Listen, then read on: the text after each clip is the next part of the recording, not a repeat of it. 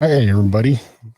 I wanted to get on here this evening and go through the process that I use to identify World War II POW-MIAs. I've been getting a lot of questions about how I do this research and just exactly what goes into it.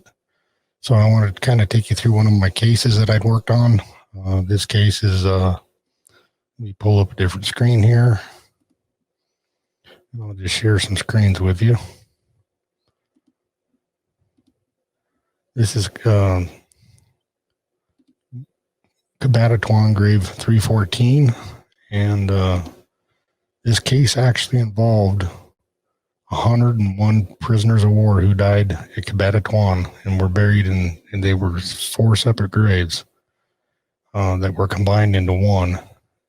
And so I helped the family locate the majority of these, researched each one of the POWs and located family for most of these men. And what you're looking at here is the actual case record that I received from the family, the original family that I'm helping. Okay, there it is. This is the DPAA case record for Private Martin L. Kunick. Private Martin L. Kunick served with the 31st Infantry Regiment with Company H, and he died at Cabatatuan and was buried in Common Grave 314 in the camp cemetery. So what I did is I helped Private Kunick's brother and nephew, locate the remaining families of the 4 graves combined to help them make community contact with these other families to see if they had given DNA in hopes that these men can be identified. So this is those that were buried in Common Grave 314, and you'll notice there's quite a few names there. The other grave that it was combined with, this is actually a photo of the camp cemetery. And these are the 4 graves that they combined into one. And what happened was during this time, they were in the prison camp that was back over in here. And during a 24-hour period, all the men that passed away got buried the next day. And a lot of times the day before these graves were pre-dug, the Japanese guards would take a prisoner detail out there to pre-dig the grave. And then the next day they would have the graves detail go back out and bury the men that died the night before or that day before. So these graves were really shallow in a lot of cases.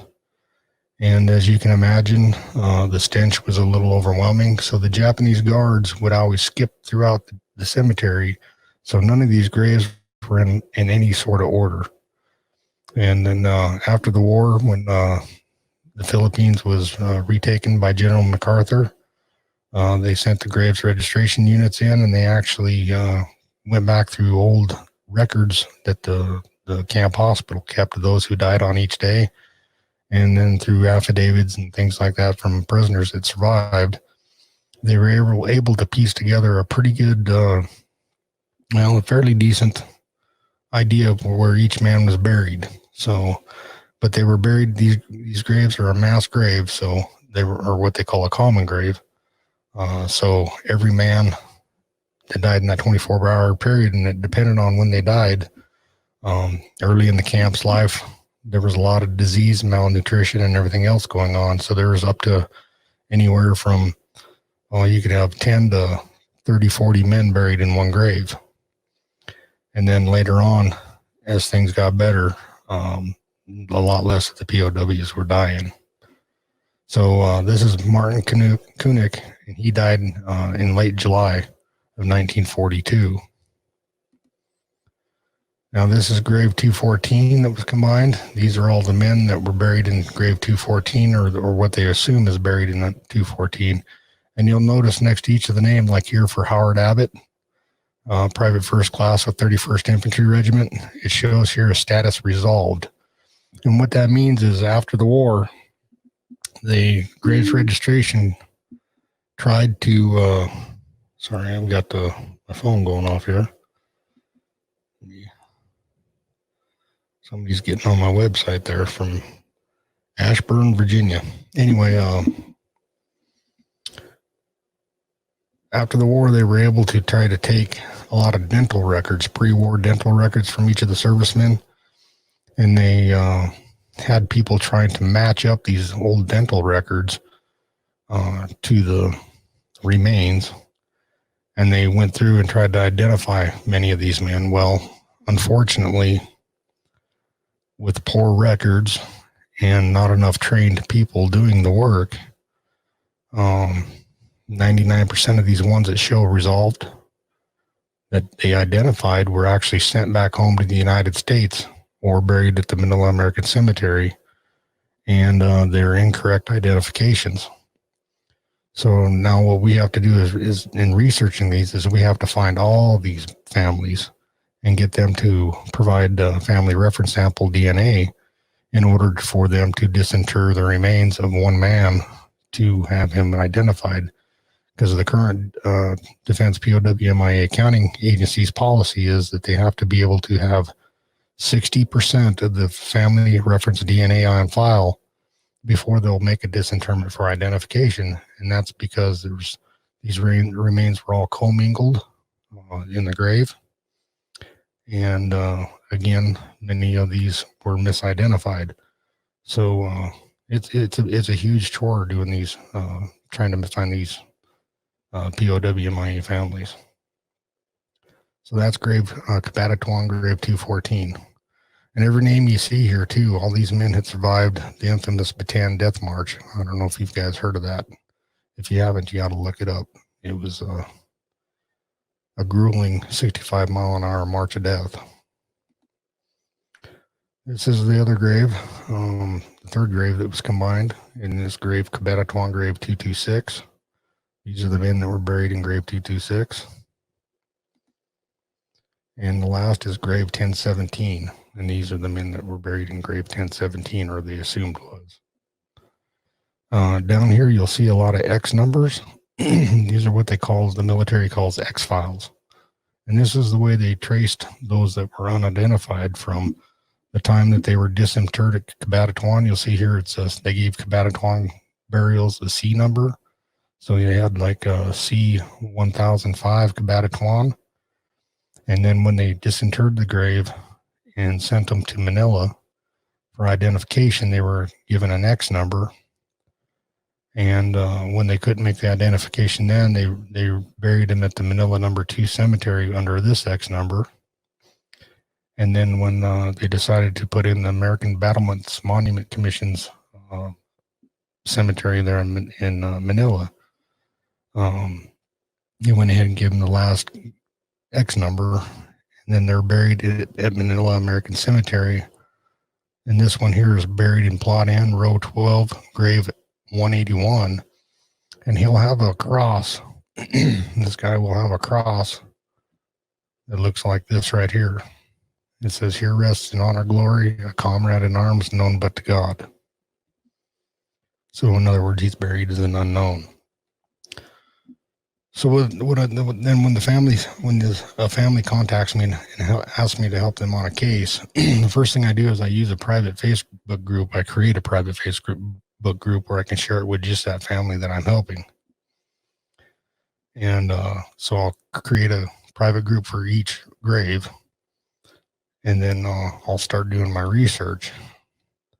And that's where I'll post the case summary. And then each man that I research will have their own thread. And then I'll go ahead and do the research. And as I'm doing the research, I will go ahead and make a posting on that thread for each thing that I find on this gentleman or on this POW. And you can see, excuse me, how I can trace him out, where he was born and everything else. And like here, this is his actual birth certificate. But there's one POW in here I was going to pull up real quick for you guys. Let me see, there he is. And I'm going to show you kind of how I do this research. And I'm going to take you through the steps. This is Private George M. Landis. He served with the 27th Bomb Group. Pull the comments up here.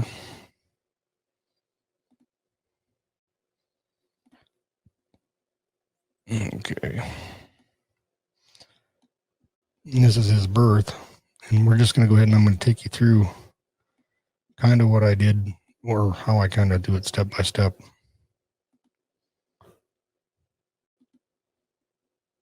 Okay, let me pull up another screen here.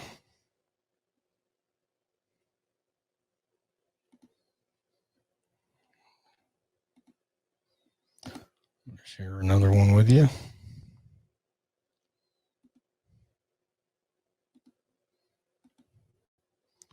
Okay. And this is Ancestry.com that I use to do my initial look at each person and find their birth records and military records, a few military records. And we're going to go here with George Landis.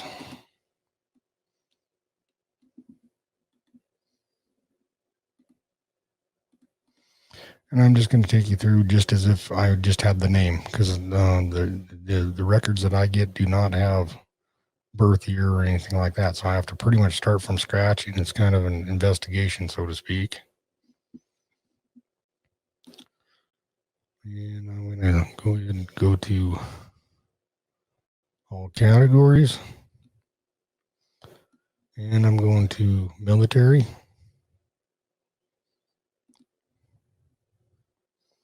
Okay, now here I can see World War II prisoners of the Japanese. There's one record on it. And there's also World War II and Korean conflict veterans interned overseas. So I'm going to first pull that one up.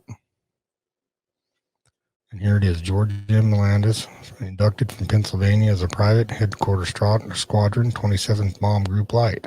And I do know that that is him. And it says that his death date was 24 July 1942. So I'm going to go ahead and pull that record up. Okay, and you'll notice that he's been there's a monument for him at Fort William McKinley, Manila, and that is actually the Manila American Cemetery. And so Ancestry is a great resource. It does a lot of searching of the records for you and kind of matches things up. And so a lot of times you can just go into here and kind of look it up. Oh, there's a new record on him that I didn't see before. I'm going to look at this World War II missions card.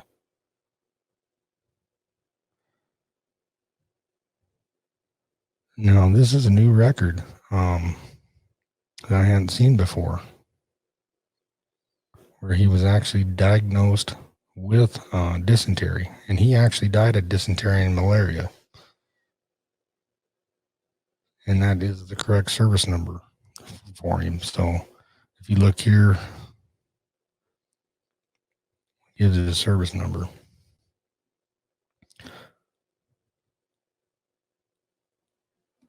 Let's see here. Yeah, that's the wrong one. Okay.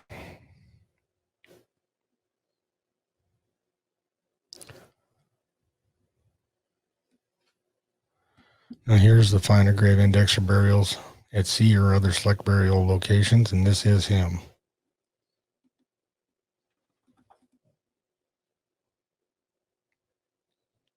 And that pulled it up shows that he's in the Manila American Cemetery and Memorial, and he's listed on the walls of the missing. So I'm going to go to the 1940 census record. And this shows where he was living in Pennsylvania and on Street R, probably rural route 313 on a farm.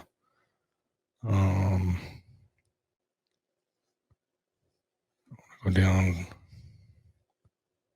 completed the second year of high school at this time. At this time, he was 17 years old. And you're going to look here and you'll see his family members. He was the son of William and Ethel. And he had an older brother, William Jr. There's our guy. He had a sister, Sarah, and a sister, Herta. Now, with the DPAA and their DNA process, they want the mitochondrial DNA the most, and that's because there's so much of that DNA in the outer that surrounds the outside of the nucleus of the DNA cell. There's millions of copies of it, so it comes from the maternal line, and so it's carried from his mother. And of course, each sibling has it too. But the ones that they want is the maternal line, so we have to go to his sister. And so looking at his sister, and by the way, I've already pretty much researched this here. And I want to let you know, well, here at the end, we're going to have a big surprise on who his nephew is and who I've been talking to about his uncle's service. Okay, so here's his sister. And this gives her marriage record, his sister. And her name is Sarah Marlene Landis, and she went by Marlene a lot. And she married a gentleman by the last name of Fogelman. And Sarah died in 1990. And this is her grave record. And then in researching her, I was able to find her obituary. And so I had a list of her children. And I was able to look up her eldest son. Let me go back here and I'll share this other one with you. So 1 second here.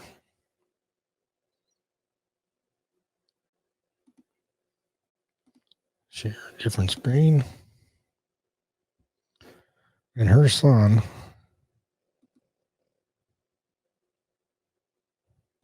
happens to be General Ronald R. Fogelman. And this is General Fogelman, who is a retired former Chief of Staff of the United States Air Force. He was a combat pilot, and he was actually wounded in action and received the Purple Heart. Here's a better picture of him. And Mr. Fogelman lives in Colorado here, and I've been in contact with him about his uncle, and he has provided his DNA to get his uncle George identified. Now I'm going to go back.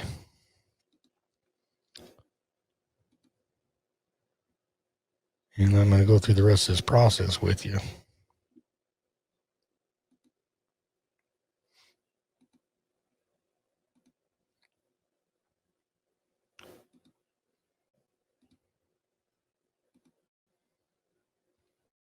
Okay, we're going back to his sister. And let me see if I can pull her. So I'm going to actually pull her grave up. Give me one second here.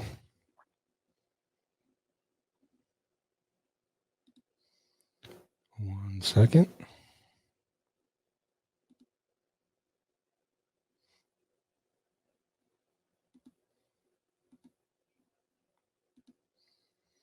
Too many tabs to click to share the screen here. Okay, this is her find a grave. And it happens to have her obituary posted. And this is a good deal. She was her husband's surviving family members were at the time her husband Harry, her son, and this is how I knew I had the right guy, Lieutenant General Ronald R., serving with the Air Force in Korea. And that's how I knew I had the right person. Because in 1990, he hadn't become Chief of Staff yet, but I was able to look up his biography and determine that I had the right person. Now, once I get that information, there's another program, a public records database that I use. Let me pull it up here. Give me a couple seconds.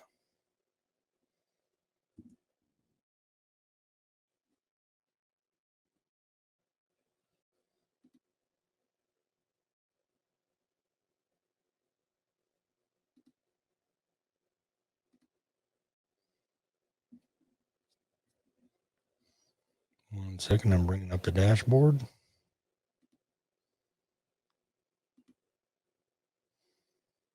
Okay, let me share the screen with you.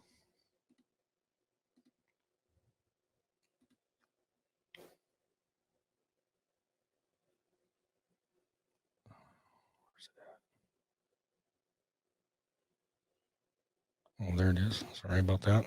Has a brain tumor there.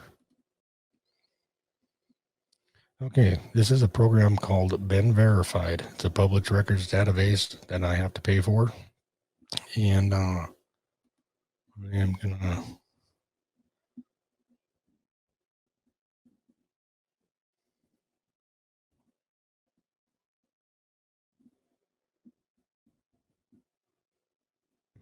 do a real quick search.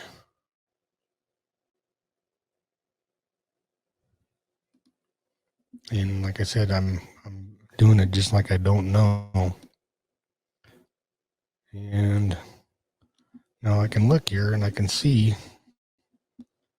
this R.R. Fogelman, and I can see known cities that he's lived in, and I can see Scott Air Force Base, Illinois, another Air Force Base, Fort Myers, Virginia, Arlington. Now I can see that this is the right guy and everything matches, Harry, his wife Jane, and William. I knew those matching family names from the obituary. And I can click on it, and it's going to pull up any digitized records on him and give me his most current contact information that they have on the public records database. And a lot of times I'll get more information about email addresses and things like that. And I can tell you this is not the right email address or phone number. But I just want to kind of give you just a quick look. See, all these are different phone numbers that might have been associated with him at one time or another.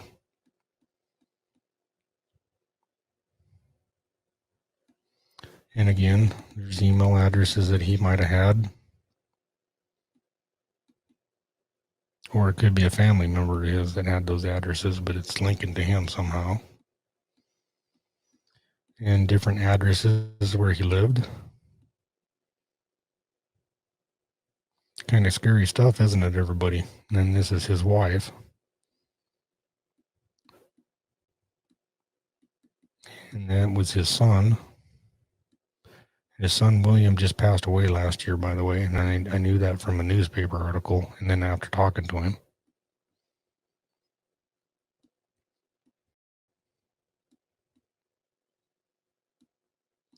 And different associates he might have had contact with. And a lot of times you'll find extended family members in here. I might find sisters or brothers.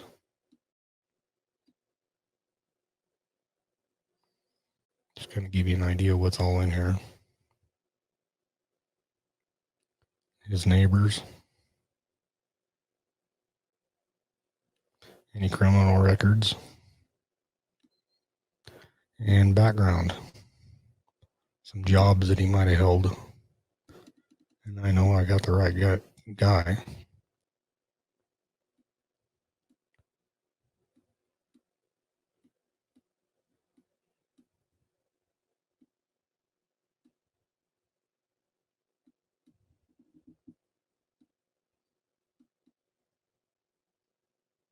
He did a lot after he retired.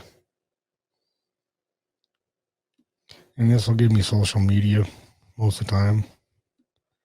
Like LinkedIn, there'll be Facebook and other things. Owned assets. Again, this is kind of scary. So like I said, most of the time I keep this stuff completely private. That's why on my research page, I only limit this information to the family members that I'm helping so that they can reach out. So anyway, that's kind of how I go through that.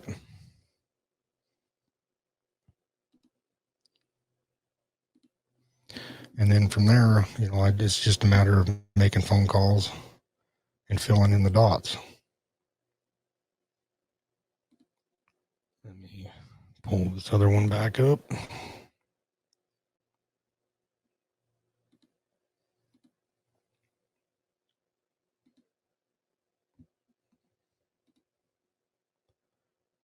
And we'll go back to the case summary page, my private group. And again, I'll list out everything that I find on the missing or the POW still listed as missing action. I'll list everything out with family information, etc. And when I try to make information or contact these relatives, I actually put a summary in there on emails I send or anything else that I send, and everything else. And if they reply to me, and I'll put the replies in there, so we have a communication tracking in the case record. And then a lot of times I'll follow up, or the family that I'm helping will follow up with the individual families, and we'll determine how many have given DNA, and that helps us in the process of who we really need to target.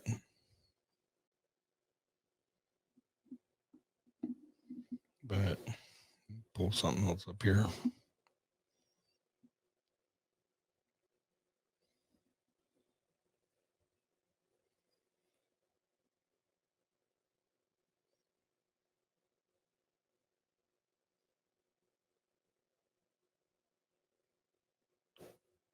Give me 1 second.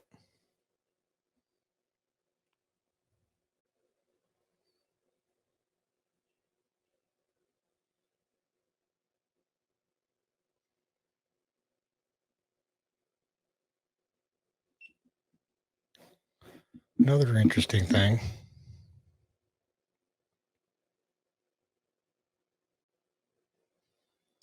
is, sorry, I'm trying to set something here.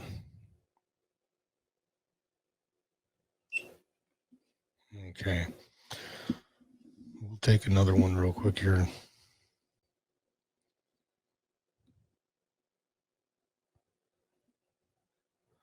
Another thing that I use quite a bit, and you pulled it up, is another service called Newspaperscom.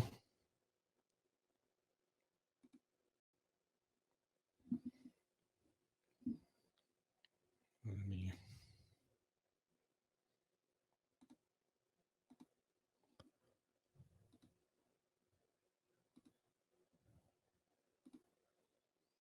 get signed into the website here real quick before I take you through it.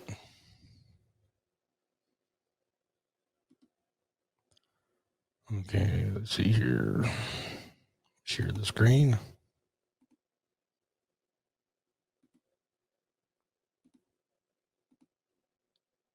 Okay, this is newspapers.com. And then I'm going to go to search. And here, so I'll look, do some looking. Let's see.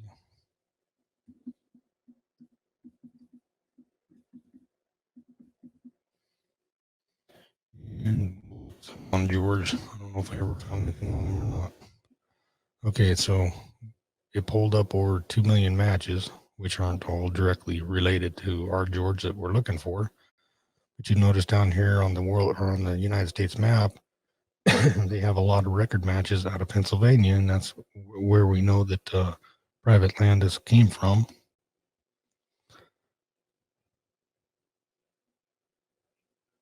Okay, and then the other thing, I want to narrow it down by date. So let me look here from 1941 to 1945.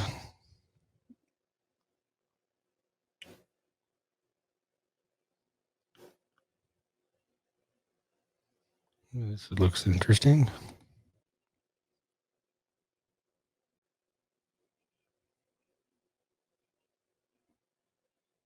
No, it's not.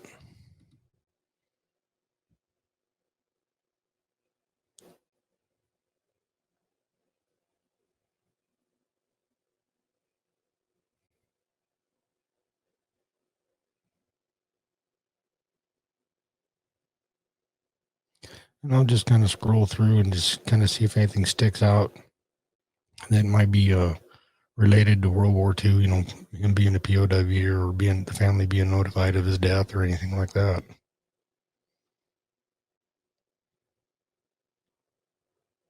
Usually it comes up pretty quick. And I'm not seeing.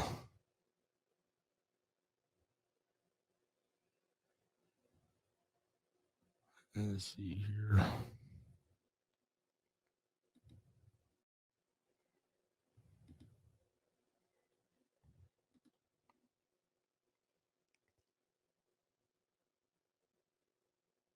Yeah, I'm not finding much here. So that's just another record I use. Then there's another source of information that I like to use too. I'll pull it up. And this is where I'm doing, like I say, I have a POW that's really stumping me and I don't have any next of kin information, or I don't know what state he was from or anything like that. And a lot of times too, I'll go to this, this website and pull up actual records from the time that they were in the POW camp. See if I can pull that up real quick. Take a drink here. I'm losing my voice.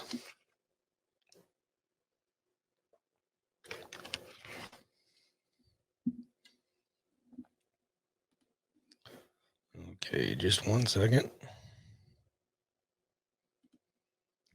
Close out some windows here.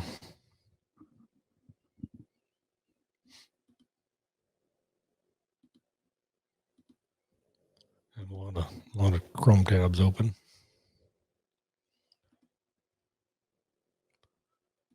Okay.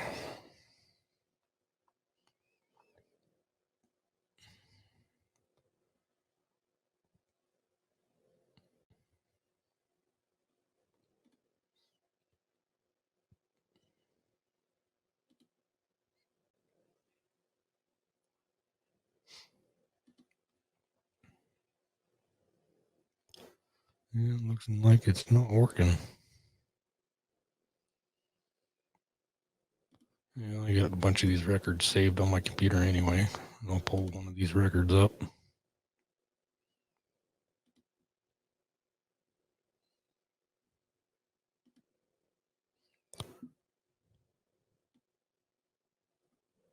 Okay, just a minute.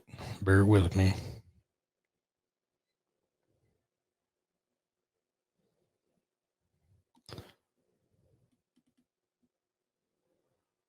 Okay.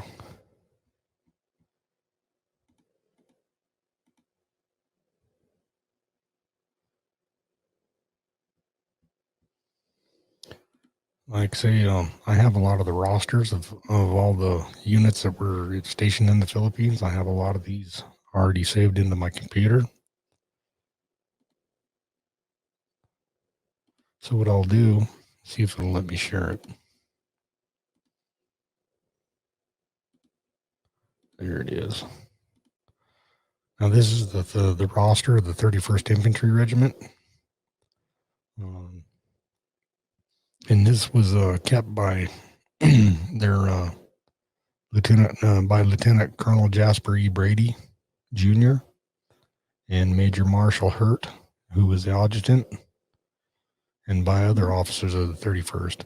And what they did is they went through this roster and they determined, see, at the time in the Philippines, a lot of these guys were either killed in action, missing in action during the fighting, or they were, you know, in one of the POW camps, or they were pulled out of the POW camp, put on what the prisoners called a hell ship, or a Japanese ship that was sent into Japan to other POW camps, or they were on work details in the Philippines.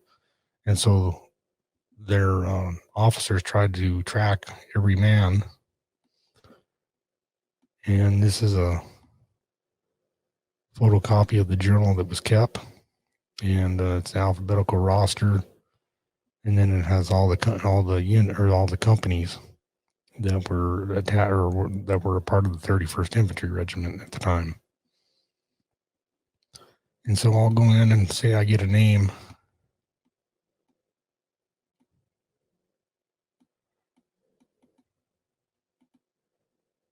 we'll just take Aaron. Let me zoom in on this for you. Let me put you on full screen here a minute so you can actually see this better. Okay.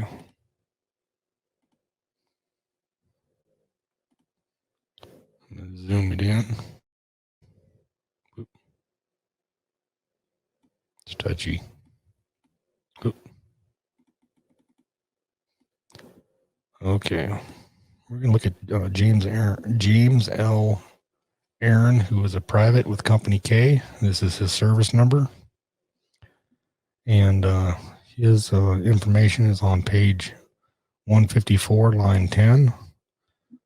So I'm going to scroll through this and get down to 154.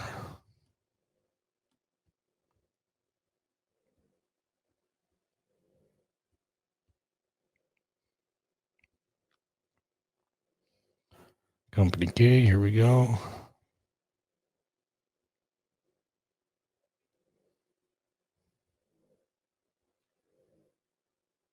Oop, I went too far.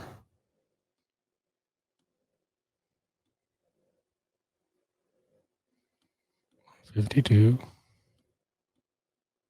Looks like I might be missing.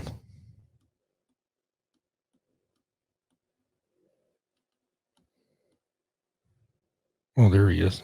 Line 10. James L. Aaron, private, service number 14047056. It shows here that little circle with an X means he died, and he died at Cabatatuan on July 16th, 1942. And this question mark here is they're not sure which grave he was actually buried in the camp cemetery. At this time in June, July, and the first part of August, they were having hundreds of men die each day. And so it was hard to track that at first. But it does show his next of kin information is that he was in an orphanage home in Knoxville, Tennessee. And that he was with the 808th Military Police, but he was attached to the 31st Infantry. So that's kind of how I get an idea of where they're from, and then I can research deeper into them. And then there's also awards and citations that are listed for some of the men. This is a Silver Star citation, and the date that it was awarded on April 9th, 1942, and that was actually the day of surrender. Again, that's his next of kin information. And this is Charles Barris, private first class. So anyway, that's kind of how I can research back and kind of get an idea of where these men come from. Like here's of New York City, New York is where his next of kin was. And he was sent out on a detail. So he more than likely survived. This Edward J. Weiss. He probably survived the war. And he was sent on a detail. Oh, he was at Clark Field detail on October 9th, 1943. And again, this Oscar O'Donnell, corporal, shows him as missing. They didn't know what happened to him. Oh, it looks like he went to Fort Mills and was reattached there. So he was more than likely was killed over there, and they didn't have a record of it. But anyway, that's just kind of how I go through all this to kind of sort out each man and find where they were from, their next of kin, dates of death, things like that, if I don't have any of that information. And a lot of times, if I don't even have their service number, I can show you this too, because this is something you can do with your family members. if you're just researching your family member to find out more about their military service during World War II, there's another website that you can go to. Let me pull it up real quick.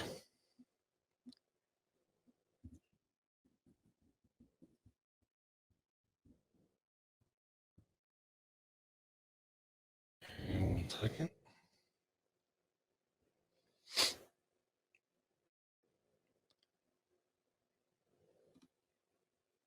I'll share the tab with you.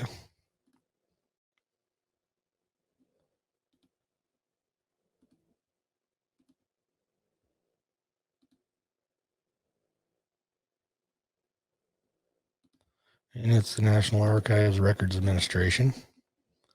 Okay, you can come to this. This is our homepage. It's archives.gov. And you can go in here to research our records. And what you want to do is click on Access to Archival Database, the ADD.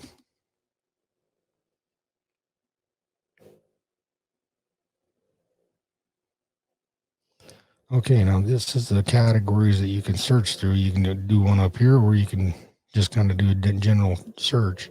And I'm going to go to military personnel under genealogy and personal histories. And I'm going to go, let's see here. Let me think here. Who should we look for? I'll look for father.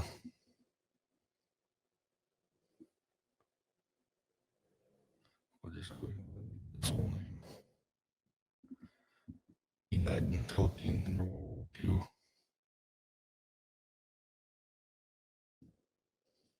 Hit search. Okay, so it's going to pull up a couple different records, or one record at least here, and this is his his enlistment record.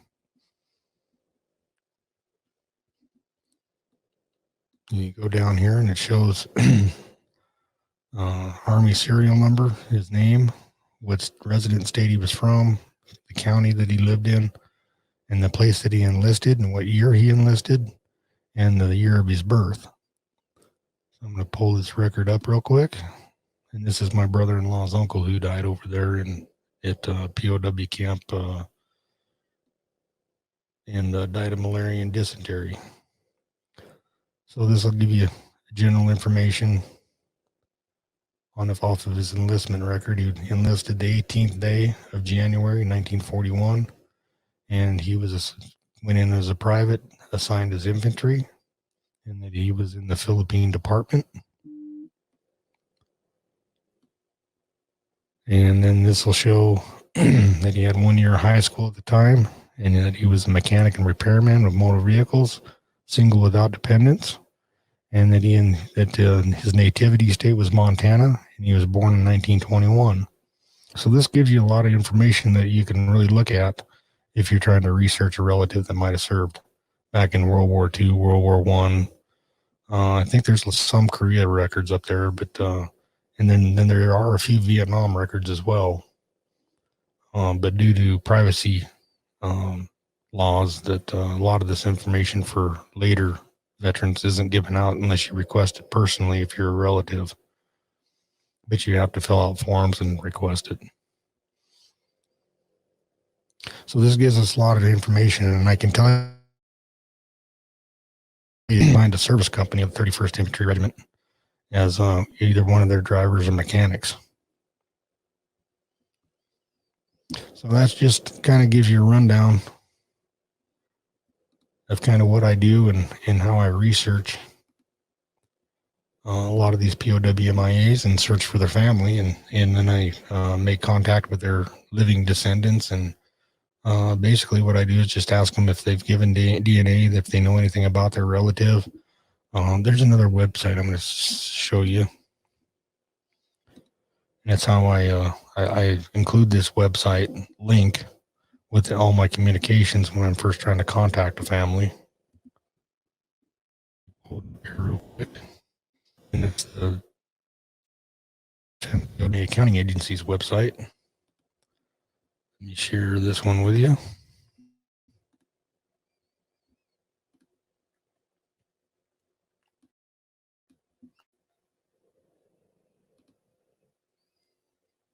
Okay. Okay, this is the DPAA website. And what I'll go do is I'll look at up here where it says families. I'll click that link.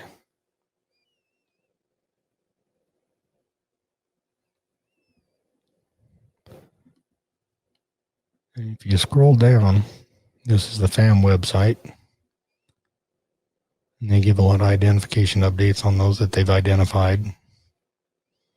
And here's current identifications by conflict for fiscal year 2020. So far this year, they've identified 33 World War IIs, 4 from the Korean War, 0 from Cold War, 0 from Vietnam.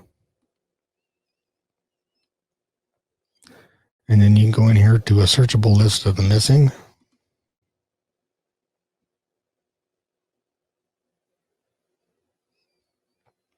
And I'll use Landis again as the reference here.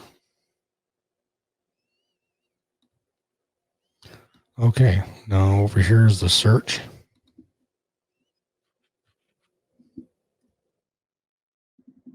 I'll just type last name.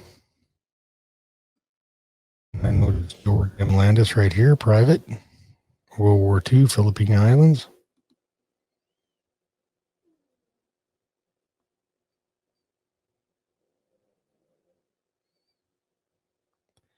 And this is his biography. And just to this kind of gives a background on how he was captured, or the fall of Bataan and all that. Here's where Private George M. Landis, who joined the U.S. Army Air Forces in Pennsylvania, was a member of Headquarters Squadron 27th Bomb Group, which was stationed in the Philippines during World War II. He was captured on Bataan following the American surrender and died of malaria and dysentery on July 24, 1942 at the Cabanatuan prison camp. He was buried at the camp cemetery in a mass grave, but he could not be identified among the remains recovered from the cemetery following the war. Today, Private Landis is memorialized on the walls of the missing at the Manila American Cemetery in the Philippines. And this is the key right here. Based on all information available, the DPAA assessed this individual's case to be in the elliptical category of active pursuit, meaning that they think that he can be identified if they have a family reference sample. And if you click the active pursuit link, it kind of just pulls it up and gives you the definitions, their different definitions. So they have under review, active pursuit, deferred, and non-recoverable. Now you'll see if it says if it says non-recoverable, mostly the non-recoverable for World War II were sailors that were killed on ships and things like that, that when the ship sunk or went down with the men on board, they're basically non-recoverable. Or if they might have died on the ship and the ship still made it, a lot of them were buried at sea, so they'll show non-recoverable. So the active pursuit cases are assessed to have sufficient information to justify research, investigation, or recovery operations in the field. These cases are the priority for operational planning and allocation of resources. So that's a good thing if you see somebody's name that's under the active pursuit. I'm not sure if that pulled up for you. Let me look. Yeah, it didn't pull up for you. Sorry about that.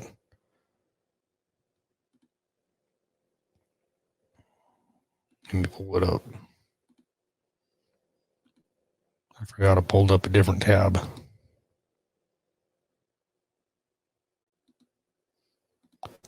This is Private Landis's biography that I was talking about. And this is what I read to you about how he was captured and died at Cabanatuan. Excuse me. And that he was in the elliptical category of active pursuit. Right there.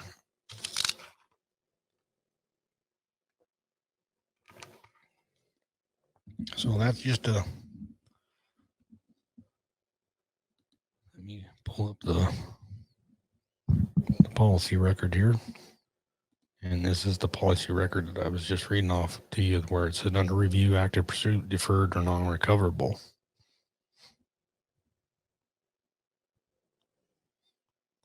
So anyway, that's kind of the step and process that I use. That I use anyway that works for me. And you know, some of these guys only take me about 5-10 minutes to find a family member. Others might take me a couple days. So it just depends. The ones that are the hardest for me to research are the ones that I call career military. They were like that Aaron guy that I pulled up, that they were orphaned or living in a orphanage. They became, you know, they got out of the orphanage, and the first thing they did for employment was go into the service. A lot of them were in the service in the 30s, served over in the Panama Canal, and then were transferred over to the Philippines. Those are some of the hardest ones to research. But you know, it's a really rewarding job to do, and I enjoy doing this in my spare time, and it's more than a hobby to me. But if you have a relative that served in World War II that you might want to know more about, you know, feel free to leave me a comment down below, and I'll be happy to kind of give a quick look into them, see if I can find you anything interesting.